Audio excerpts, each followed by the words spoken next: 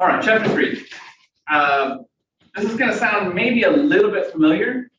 The intro class and the criminology class are going to converge just a little bit.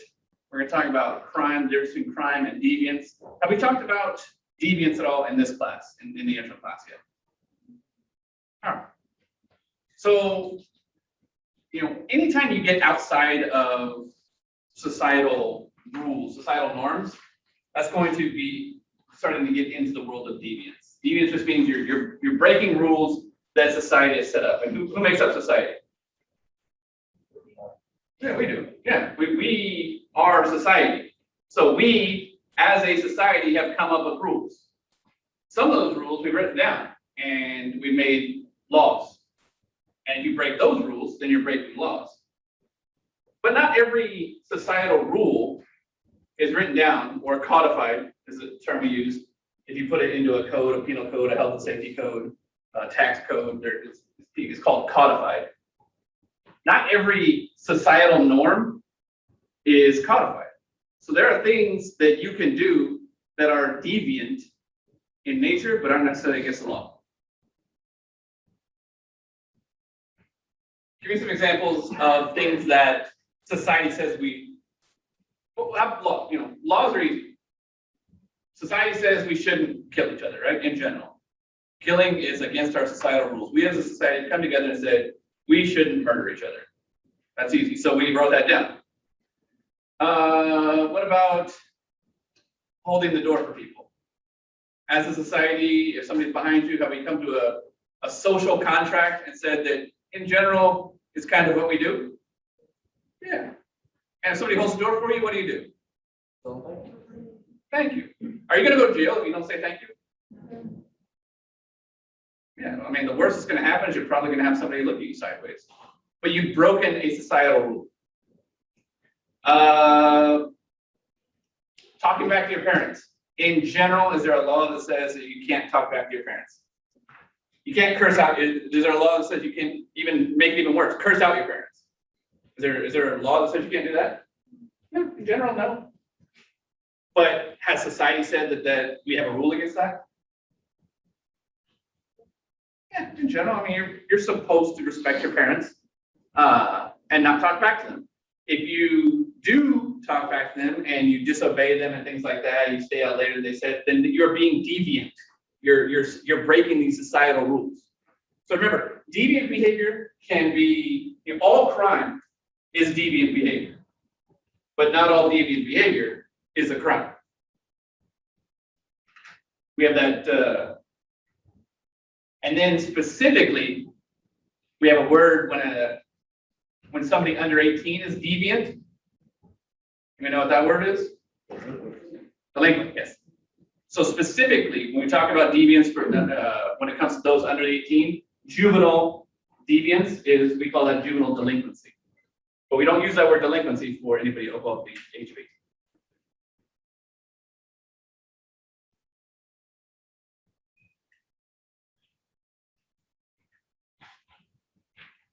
Page 71 gives a good definition of deviance, and I recommend that you apply that to memory.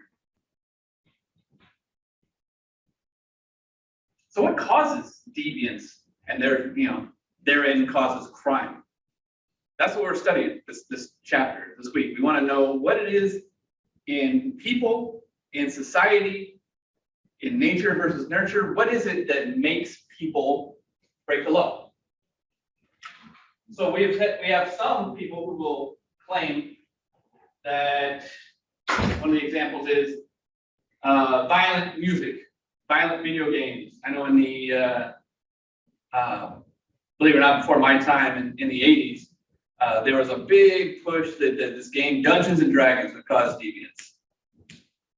And eventually caused crime, suicidal behaviors, things like that. It was a game that, in some folks' mind, was a violent game and just caused people to break the law. And then after that, we had music. People would say, oh, they're putting these hidden tracks in music. They're encouraging people to break the law. By listening to this music, people are going to break the law. They're going to be deviant because of this music. And then after that, we had violent video games. Grand Theft Auto and things like that, where you can run around town and do whatever it is that you want to do. You can be as violent as you want to be. And then because of those video games, it just desensitized, this is a theory, it would desensitize folks to violence and then make them more prone to engage in deviant or criminal behavior.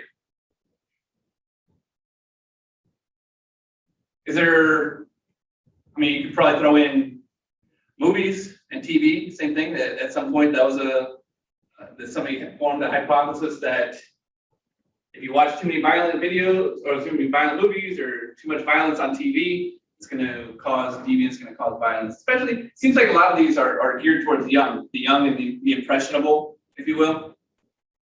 Is there really any difference in those? You know, the street way of saying that in those theories, but technically they're hypotheses. Is there any difference in those? Substantial, any substantive difference in saying that violent music, violent TV, violent movies, violent video games, the other one we listed, that Dungeons and Dragons, substantively, is there any difference in those theories? Not really, no, just it's an outside influence, some sort of entertainment media that is, in some people's opinions, or studies even, because I'm going to talk about a study that discussed that, that researched that, studies that just have concluded that this outside influence is causing crime or deviant behavior. So there was a study where they polled folks. And I'm going to put this out to you guys. We'll poll here. I'll let you guess though.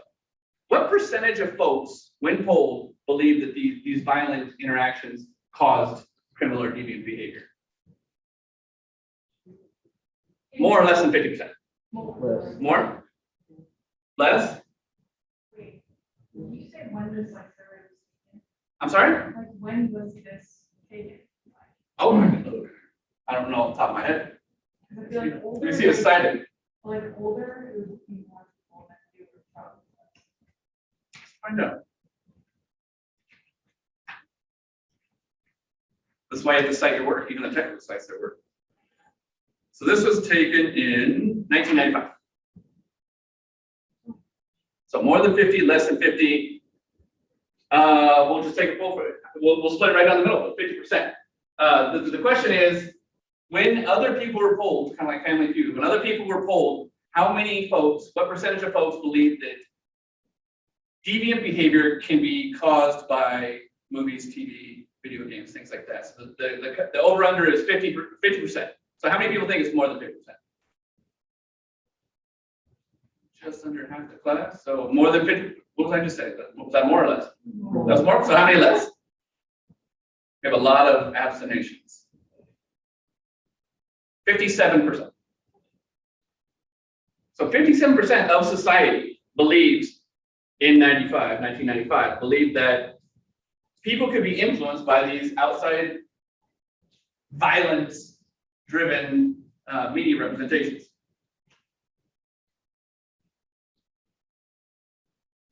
So how do we, if that many people, a majority of people believe that violent representations in video games can, we'll say video games and movies and whatnot, what is the next step? If more than half of society believes that these violent video games are causing children to become deviant or delinquent, if we're going to talk about children, how do we prevent that then? Right? So we put in that way of thinking, the only way to, or the best way to prevent deviant behavior caused by video games is to ensure that children are not as have as much access to these violent video games as they did have.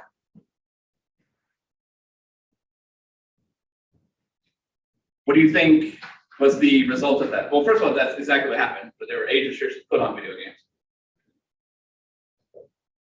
There was no study that I have that will tell you definitively if whether or not that was a successful venture and if crime went up or down or deviance went up or down. But I can tell you this. Brown v. Entertainment Merchants was a lawsuit wherein folks said, hey, that's not fair. I or my children deserve the right to have these video games. You can't take that away from them. It is a First Amendment right for them to be able to access these video games. And that was uphill. Brown v. Entertainment Merchants found that it was a First Amendment right to be able to access these video games, and those age restrictions were strict. Whether or not since then they've been added or at a local level those laws have been changed, I can't speak to specific jurisdictions, but in general, that was the first time that it was taken, those age restrictions were stripped. And that's when we start opening up our horizons to the fact that there's no real one cause for violence, for deviance. There's a lot of factors.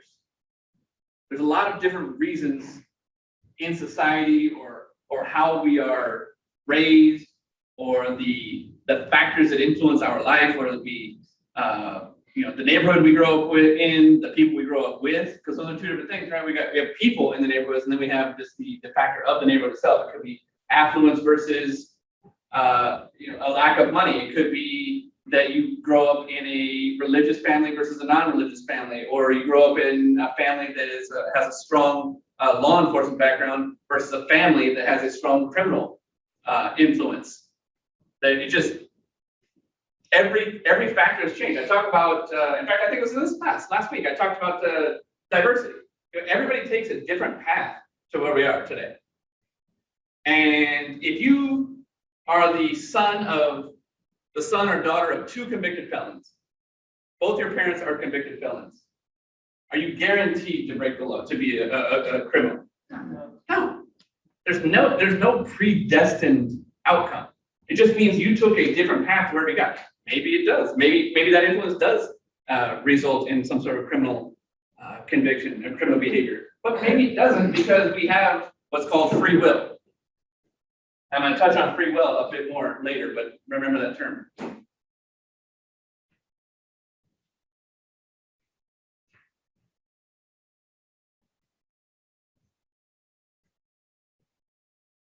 Cesare Beccaria is going to sound awfully familiar to you if you were in a criminology class.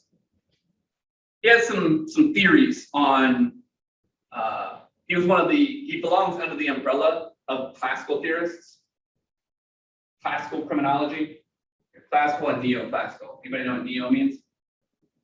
New, right? So you've got classical and new classical, neoclassical.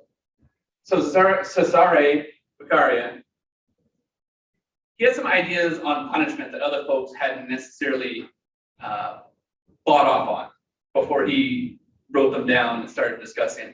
One was, he said that there's no need to overpunish folks.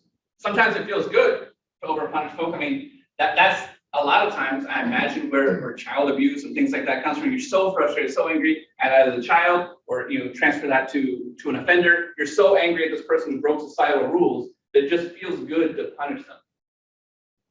But making everything a death penalty case isn't necessarily, according to Beccaria, isn't going to solve the ills of society.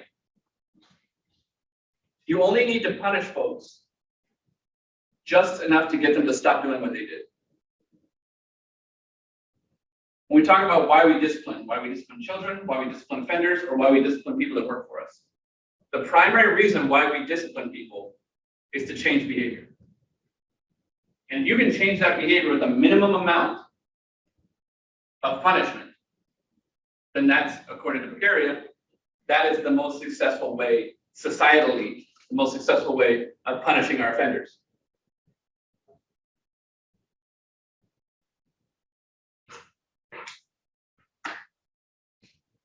Jeremy Bentham.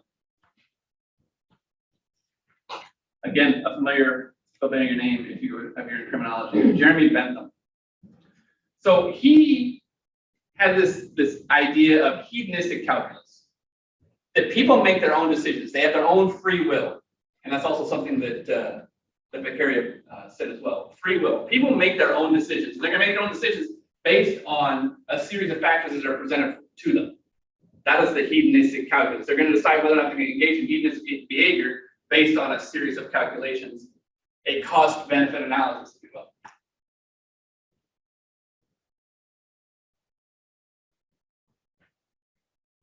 People, according to Bentham, people will engage in crime as long as the punishment doesn't outweigh the crime. If it benefits you more to break the law, if robbing a bank brings you a better reward than the punishment for robbing a bank, then why not rob it? But if the risk doesn't outweigh the reward, then your decision is made. If the risk does outweigh the reward, according to Bentham, then that's also going to help you make that decision for you. If you can make the punishment severe enough, but only just severe enough, according to Beccaria, because you don't want to be overbearing, as long as you can find that point, that tipping point, where whatever crime is going to change for each crime, if you can find that tipping point to make it just enough to not be worth your while, then people will be less likely to engage in those criminal activities. So that Bentham leads into something called the rational choice theory. The rational choice theory. People, it is assumed in this theory, people make their own rational choices. They take all those criteria that we talked about, all those factors that we just talked about, and they're going to look at, we'll say robbing a bank, and they're going to calculate that in their mind. They're going to say, okay, well, if I rob that bank, I can maybe get $10,000 from the cashier. And then in their mind, they're going to weigh, what is the penalty? Okay, maybe I'm going to get 5 years in prison. Is 5 years worth $10,000? And they're going to do that, just the calculus that Bentham talked about. But it assumes that people aren't going to be irrational and just make these judgment calls without putting thought into it, that they're actually going to bring thought into it. So what is the argument to the rational choice theory? Why don't people always put thought into it? We say emotions? Yeah, absolutely. Emotions can get involved. In what way? How can emotions get involved in your decision? Your decision or the process of becoming criminal? Being like blinded by the heat or something. Sure, yeah. I mean, that's a huge one. Husband walking in a white sheet or something. Right. So a husband walking into a wife cheating, flying into a blind rage, is that at that moment, do you think that husband is thinking rationally? No, I mean, there's a huge amount of emotion involved in that. There's something called, in the manslaughter laws in some jurisdictions, there's something called an imperfect defense. Have we talked about that yet? An imperfect defense? No. Can we stipulate that people do have the right to defend themselves? Yes. In general, people have the right to defend themselves. So, if somebody punches me in the arm, can I pull out a gun and shoot them? General, no.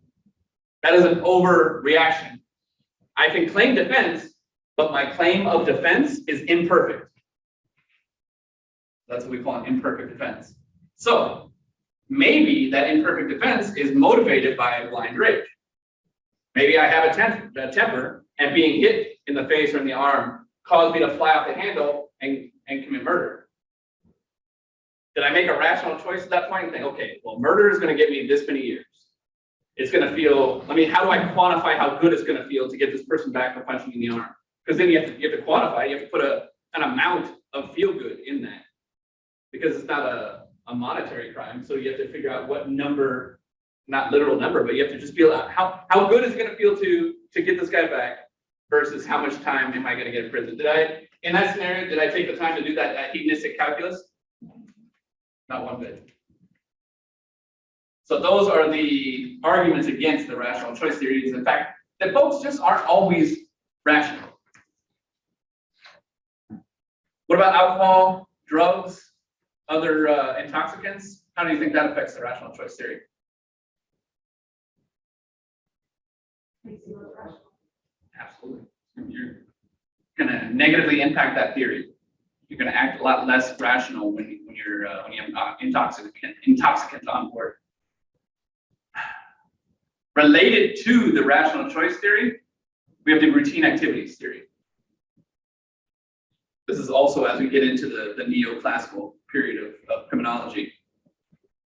the routine activities theory, it says that the activities you engage in are going to determine the likelihood or the probability of you engaging in criminal behavior or you being affected by criminal behavior in the same way. If I routinely hang out with people who like to rob banks, do you think that's going to increase or decrease the likelihood that I will eventually rob a bank with them? Increase. Not a guarantee. We all have free will, right? But the chances, the probability is going up because I'm hanging that daily activity, that routine activity. If I like to only go to ATMs at 2:30 in the morning, I have an ATM that I really enjoy going to. It's my favorite. It's my hobby. I love going to this ATM at 2:30 in the morning. It's the only time I go, and there's no street lights there. But for some reason, I really like it's blue. It's the only ATM that's blue that I can find. I love it. That routine activity, is there an effect on the likelihood of me being involved in criminal activity as a victim? Yes. Did I choose to be a victim? No, but that is a routine. Right. The things that you do are going to increase or decrease the likelihood of not only being a criminal or engaging in criminal behavior, but being affected by criminal behavior. And that's what the routine activity theory talks about.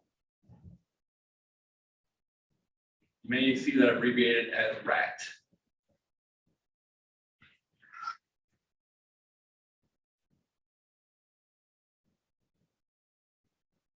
So these classical theories end up becoming social policies.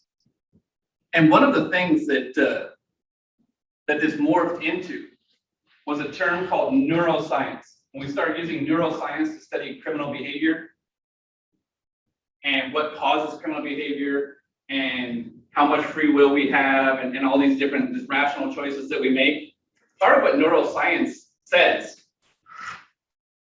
is that sometimes we do things before we even realize we're doing them. You talk about the emotion. You talk about flying into a blind rage because of your temper. Neuroscience, kind of what I was talking about, will say that it is very hard to study this choice, this free will that people make, because do you really have free will if you're doing something before you realize you're doing it? No, that is an argument against the free will theory, that you're not necessarily engaging in free will if your body, your mind is engaged in criminality before your conscious being is aware of it. It's a very gray area of free will. Did you want to do whatever it is? I mean, what's an example? Give me, we talked about this blind rage with walking on your husband. What's another example where maybe you start to engage in criminal behavior before you even realize it?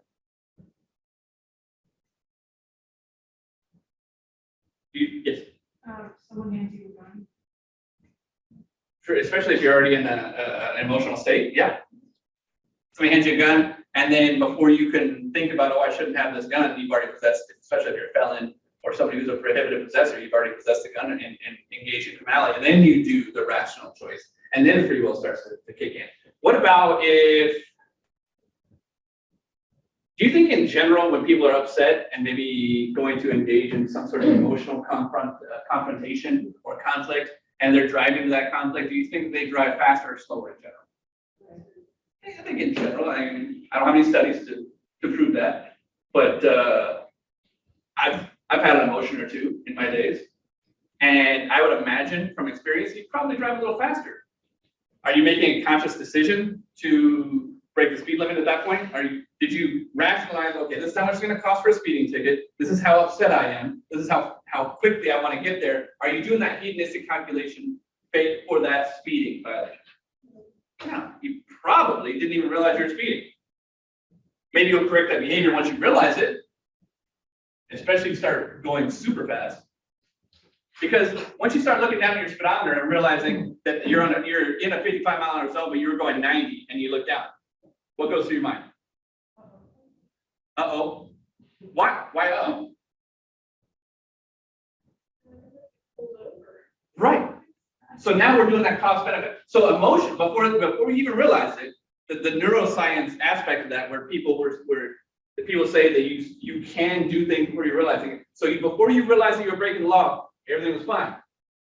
But then once you started having some rational thoughts, then free will kicks in, and you can decide, do I want to slow down or screw it? Just gonna keep going. I'm mad. How you act is going to be how you act, how your environment and your upbringing and your decisions have brought you to that day. But at that point, you have the opportunity to engage in free will. You can say, oh, I don't want to get pulled over, which is a cost benefit analysis, which falls into the rational choice theory. It says, okay, I've chosen that the penalty for getting pulled over, the fine, is not worth how quickly I'm going to get to this conflict. But that can only happen once you reach that rational stage. If you're in that neuroscience period they're talking about, where you're acting before you even think about it, you can't engage in rational thought. So there's a few causes of crime that we're going to talk about going forward, and they're called biological causes for crime. And I want to give you that heading. The next few are called biological causes for crime. And a lot of these, you have to remember, we're going to talk about these, but they've been disproven. A lot of these. So as we discuss things, I don't want you to necessarily write them down and think, oh, okay, this is a valid theory. This has been proven. At the time that they were discussed, they may have done studies that showed that they were true, but the vast majority of biological causes for crime have been disproven. And if we start to talk about one that hasn't been, I'll mention it, but just keep that in mind. It is an older set of theories that, when they were introduced, obviously we're new then, we've had some time to do studies and disprove them. Yes, ma'am. I have a question kind of veering off. Do you think that addiction is hereditary? I think there are studies that have shown both. I think there's a chemical that makes you more prone to addictive behavior, or if not a chemical, then some sort of trait.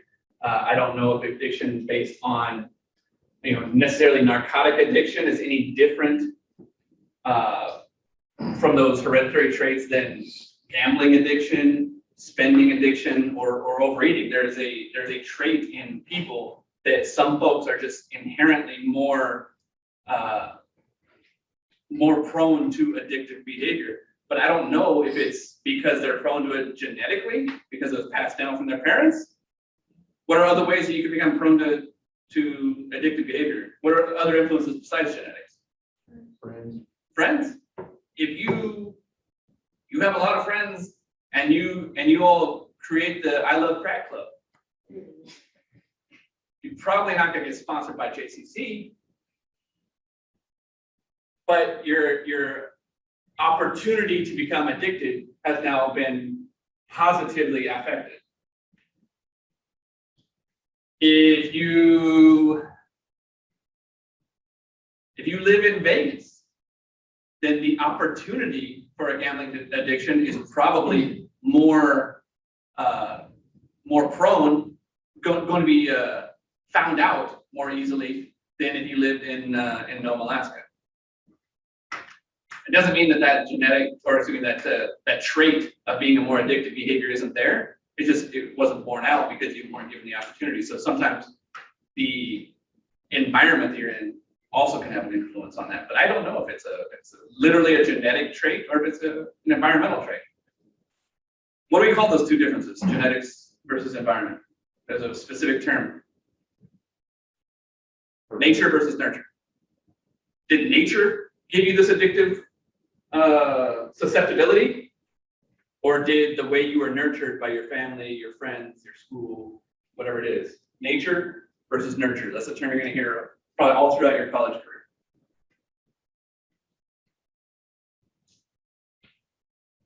Franz Joseph Gall, G-A-L-L. Franz, as his friends called him, he came up with this idea that, man, I know what a criminal looks like.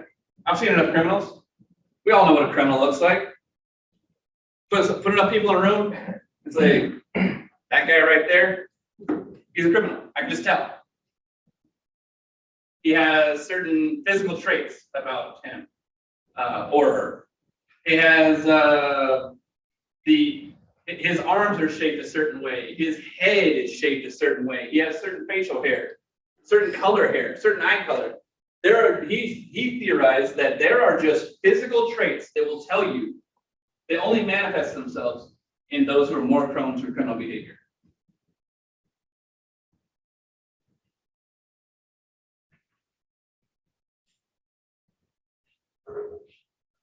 So he came up with this idea of phrenology. Phrenology being specifically, I told you a lot of different physical traits. Franz Gall said, I can tell by the shape of your head. And you'll hear a lot of people say by the shape of your skull, specifically, by feeling the bumps on your skull. There are certain things that just, a criminal skull feels different than a non-criminal skull, or the head shape, the facial features, things like that. All about the head. Phrenology being that I can study the shape of your head, and that's going to give me a more clear picture of whether or not you are prone to be a criminal or not. And here are the reasons why. I actually want to read these to you instead of just talk about it. These are the 4 propositions of this phrenology. And in speaking specifically of the brain area, cranioscopy is what he called that idea of feeling the head. So the reason why you can judge by the facial features or the head features of somebody who's more prone to commit crime is because the brain is the organ of the mind. So that's where your original thoughts are coming from, your criminal thoughts.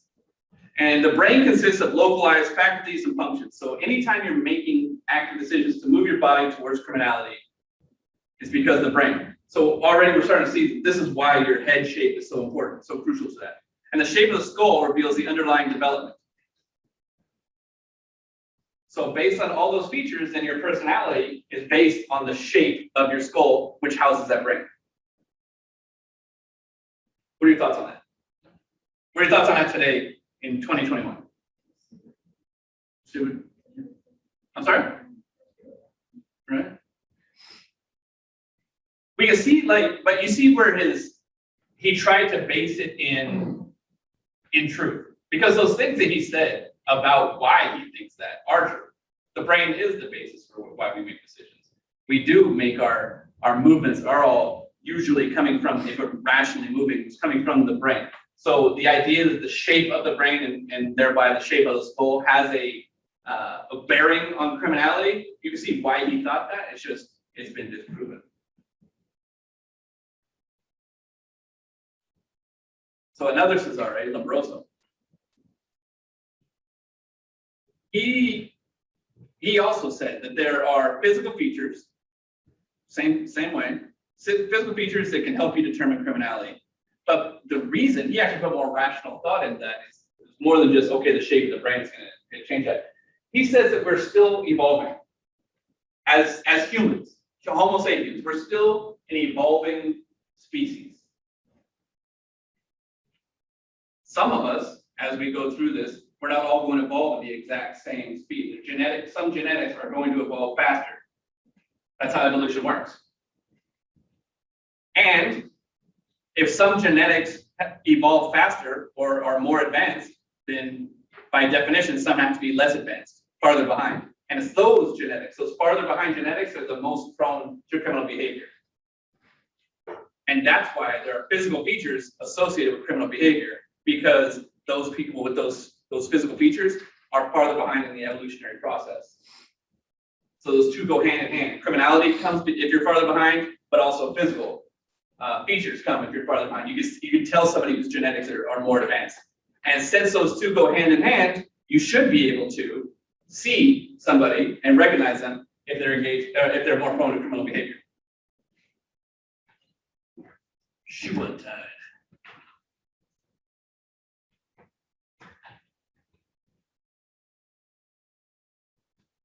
So let's talk about some of those traits that he said are more recognizable for the less evolutionarily advanced.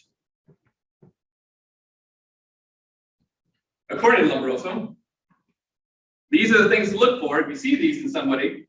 You're looking at somebody who's more prone to be a criminal. Long arms, large lips, a crooked nose, abnormally large amounts of body hair. These are just the ideas that he's, these are the traits that he says are less evolutionarily forward. Prominent cheekbones, 2 different colored eyes.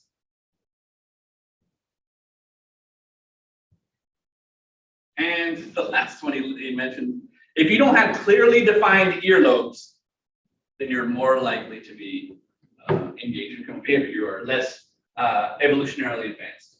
So all those traits, he theorized, all those traits are symbolic of somebody whose genetics are not nearly as advanced. So he's not saying because you don't have earlobes or because your cheeks are prominent that you're going to engage in criminality. He's saying that people with those cheeks, those arms, and those lips, and those noses, they're not as evolutionarily advanced, and their brains are going to cause that criminality. It's just that you can see those features, you can't see somebody's brain.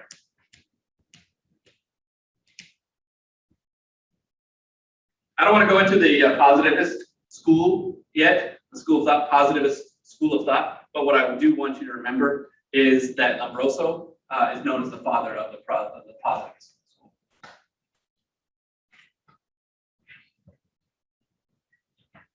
Two scientists, Goring and Pearson. They took Lombroso's idea and said, let's test it out, because that's what we do. Criminology, if we're going to study criminology, we have to engage in scientific-based or evidence-based research. So that's exactly what they did. So they studied 3,000 prisoners and compared all those physical traits that I described: the long arms, the lips, the nose, the earlobes, and then they compared them to folks who didn't have those physical features, and they found no significance based on those physical features to criminality. They said they couldn't support what Lombroso said. Their science research did not back his ideas. But it doesn't end there. Because some other folks said, well, let me try. A Harvard study. This guy's name was Hooton. He decided to do all these different kinds of body measurements, 107 different kinds of body measurements, to see if maybe if Lombroso's theory of the earlobes and the nose and the 2 different colored eyes, maybe that wasn't valid, but maybe I can find something where folks have some sort of physical features that do indicate criminality. So he took over 3,200 volunteers, folks like they were the National Guard, they were lifeguards, firemen, worked at hospitals, like just kind of what you would call inherently good folks. I think that those are kind of commonly accepted as just a good group of people. And then compared all those body types to criminals in prison. And found out that there was a connection. If you had a physical inferiority, your body was small, you had certain characteristics, regardless of the characteristics, not to get too deep into that, I don't want to confuse you. But he found that there were specific characteristics in those that were in prison versus those that were in those good jobs. What do you think that shows? What are your thoughts on that? It will show there's a commonality in people in prison versus people in these good jobs. What do you think? Yeah? Is there any validity? Anybody see any commonality? Maybe like when that's become more psychology or something, like people maybe have like a disability or something, tend to be more I guess aggravated or something. Like maybe there's a connection to like the learning rather than just like physical attributes. So maybe a connection between having an inferior brain and an inferior body? Yeah. Maybe. Well, let's look at the population, because part of evidence-based science is you have to make sure that your populations are correct, right? So on the surface, we're looking at good people, and I keep using that term loosely, good folks, non-criminals, versus those in prison. What does everybody in prison have in common? They're all criminals, right? Is every criminal in prison? Has every criminal been caught? Are there criminals who engage in criminality who've never been caught? What is the one thing that everybody in prison has in common though? They've all been caught. They're all bad at it, right? And that's completely generalizing it. So did he really have a population of criminals and a population of good people? Or did he have a population of people and people who get caught? Is there a chance that there are criminals? Obviously, these are all criminals, but these are all criminals who weren't good at it. And then over here, we have the good people. And the chances of the good people having some sprinkled in there, some criminals sprinkled in there is probably pretty good, or at least reasonable, plausible. So we haven't necessarily said that this body type is more prone to criminality. What we've really shown in that specific study is that this body type has a correlation with getting caught. Maybe that inferiority of the body is why they got caught. Maybe they weren't good at literally running away. Maybe they weren't good at covering their tracks. Like maybe there's a connection between the brain and the body in that specific sense. But in general, that's a very, very good example of knowing your population. Because on the surface, it looks like, yeah, we compare good people with bad people. And by bad people, I mean, those who engage in criminality. But we didn't. We had almost a control sample and a sample of criminals who got caught. Very specific difference.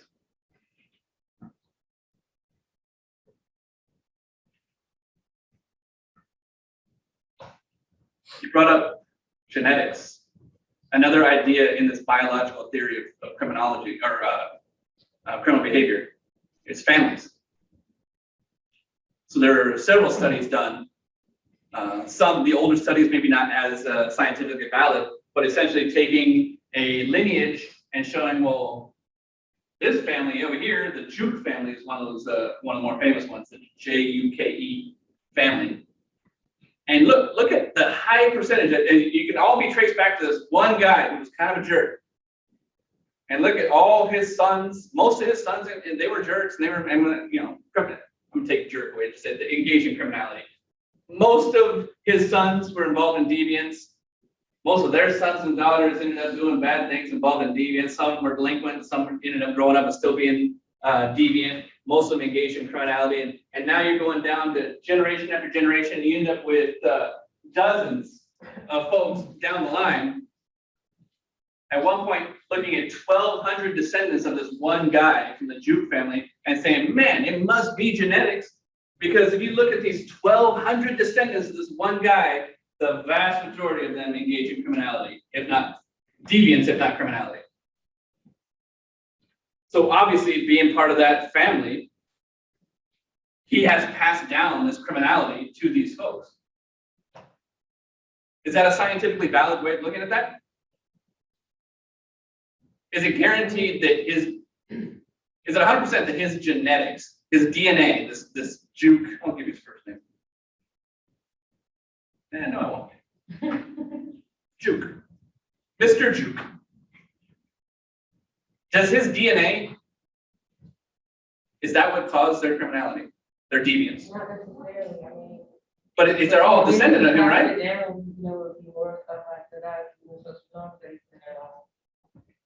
Tell me more about those social norms within the family as a social structure instead of society. Okay, so being that, I'm pretty sure he had to step in a lot of people get where he was at. I mean, because of his attitude, as it's explained, we assume that, and so he would also, teach that to his kids. And So- it's not really voluntarily that we actually teach this to our kids. It's just what they see, what they're used to. Examples. Setting setting example, being a mentor, involuntary mentor sometimes. So if you didn't hear, she was talking about he had an opportunity to engage in criminality or at least unsavory behavior, deviance, and then there's not necessarily the fact that his DNA was handed down to his kids, but his examples were handed down to his kids. Remember, we had that term just a couple minutes, nature versus nurture. Maybe it was his DNA. But what I can see, I can't see somebody's DNA at the criminology level. But I can look at the way that he raised his kids or didn't raise his kids. I can look at the way maybe he ignored them.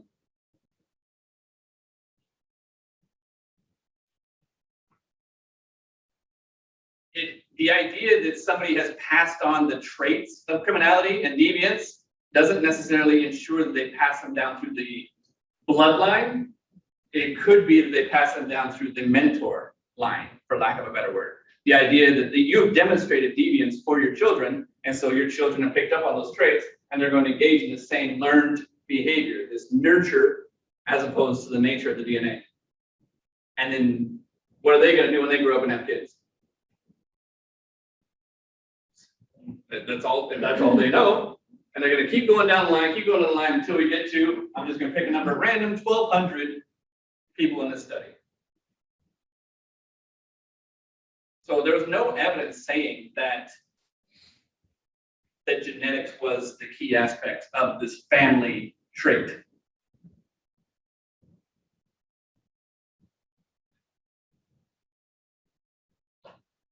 Similar study.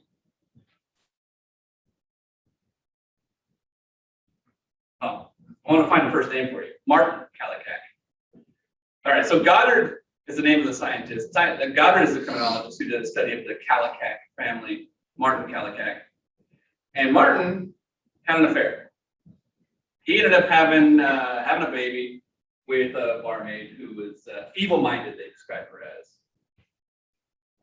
But then he went home and he has a normal family with his good old wholesome Quaker wife. Well, the child that was born between Martin and the barmaid, the feeble-minded barmaid, ended up also engaging in criminality, just like the juke folks. And then passed that trait on, and that son has several descendants, and find out that trait handed down from that feeble-minded barmaid and Martin, that DNA mixture ended up with several folks who are engaged in criminality, deviant behavior. However, the kids that he had with his wholesome Quaker wife, they were cool. They turned out just fine. I believe it said one engaged in some sort of deviance, but none of them were involved in criminal, or at least caught in being involved in criminal behavior. Does that mean that the barmaid had bad genetics and handed down criminal behavior, and had he only been with the Quaker wife, that those genetics would have been passed on for him?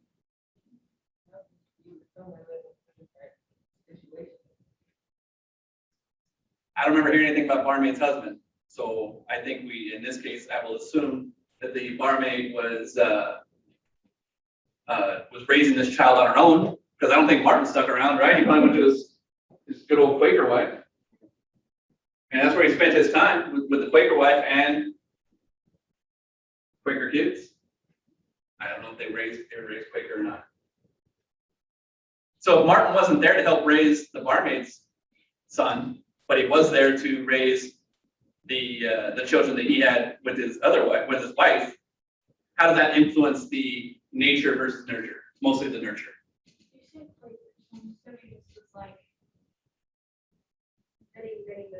There are still currently Quakers, but I can tell you when the 1912. Okay, yeah, just many years ago. Yes, So like, it was a minute ago. then it wasn't necessarily upon the husband or father to watch over the children, because like, so the women were mainly doing it, and if you're saying she was a feeble-minded thing, she probably wasn't, the barmaid, I mean, probably wasn't necessarily capable yet of taking care of children. So the son between right and wrong. If she's not even. So she didn't have, if I'm understanding right, she didn't have necessarily if not the right upbringing, but the right capacity to properly teach her son right from wrong because of her situation. Right. But the wife more than likely did, as she married and has multiple kids, and like she's learned. The wife is in a situation that has rendered her more capable of properly raising her children.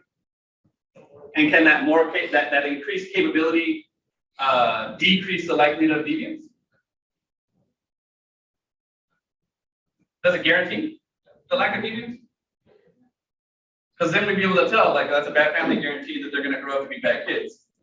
Because both parents have engaged in criminality, so obviously their kids are going to engage in criminality. But Have that if he DNA. sheltered his family from it, then 9 times out of 10, you know, they didn't experience anything. Plus even knowing that that's even a possibility. Right, right. So we're not the future police. We don't look at the parents and say, oh, they've got the deviant DNA, so the kids are going to fall. Why don't we just put the kids in juvenile hall now, right? Just take them away. I mean, if both parents have engaged in criminality, we might as well just take the kids away because they're obviously going to pass that trait down. We know that's not true. We know people can overcome adversity. You can be raised by a mother and father who are both religious ministers and still become a murderer, or you can be raised by 2 parents that are murderers and become an upstanding member of society. Because of what term? We've said it several times in class.